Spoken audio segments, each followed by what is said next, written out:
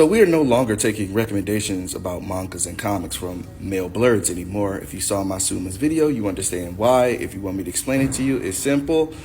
A lot of the recommendations we get are just shonens with no story. They blast through whatever little bit they have and then go straight to a fight, and there's no world building and it becomes boring. But instead of sitting here and complaining about that whole thing and whether Masuma is right or not, I wanted to be proactive about it. This is what I'm gonna do. I realize that most of us don't have a formal education. Some of us just picked up a pen and went for it, which I admire. However, when you do that, you mess yourself up. I'm going to give you a tip that I got from someone who worked at Marvel, which I paid $80,000 for in school. This is called the Henson Method. If you're going to write a manga or a story, start right here. I'm telling you, you will thank me later. 1, setting. Where is it? Work these things out. Don't just put it down and say, oh, this is after an apocalypse, and what caused the apocalypse? When and where is it?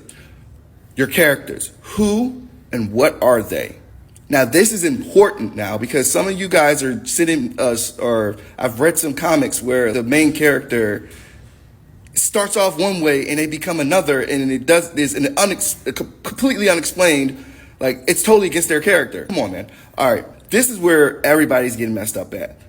The plot, conflict, solution, and character development. Now, for character development, that's a caveat. Some characters don't change, like Goku. However, most of you guys are not doing Goku. You guys are doing characters that seemingly want to change. What you need to do is come up with their conflict, what is the solution, and how does this change the character? This will make your story so much better. Now, the purpose or meaning of your story. What is the purpose? What is the meaning? And go deeper than just, he just want to get stronger, or he's the strongest in the universe, or he's boundless. Go deeper. What is this story supposed to teach the viewer? Every writer, comic creator has to do this. If you want to be successful, what's the point? Now, if you're just doing something like One Punch Man and it's basically just making fun of some shit and you're just satire, understandable. But if you're doing a story that's like Naruto, you start off like Naruto. Naruto's whole thing is about not letting the world get you down. At least that's what I took from it. Don't let the world change who you are fundamentally, like those type of things.